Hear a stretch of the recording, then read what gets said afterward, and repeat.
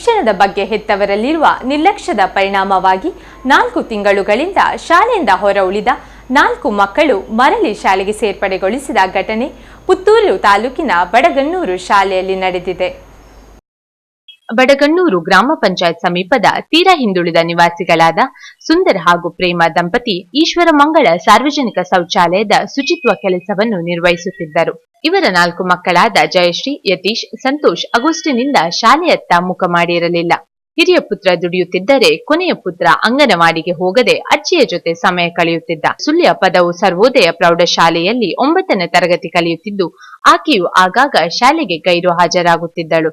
ಇದನ್ನು ತಿಳಿದ ಶಿಕ್ಷಣ ಇಲಾಖೆ ಅಧಿಕಾರಿಗಳು, ಶಿಕ್ಷಕರು, ಎಸ್ಡಿಎಂಸಿ ಸದಸ್ಯರು, ಪೊಲೀಸ್ ಇಲಾಖೆ, ಸಾರ್ವಜನಿಕರು ಸತತವಾಗಿ ಪ್ರಯತ್ನ ಮಾಡಿದರೂ ಮಕ್ಕಳನ್ನು ಶಾಲೆಗೆ ಕರೆತರುವ ಯತ್ನ ಫಲ ನೀಡಲಿಲ್ಲ.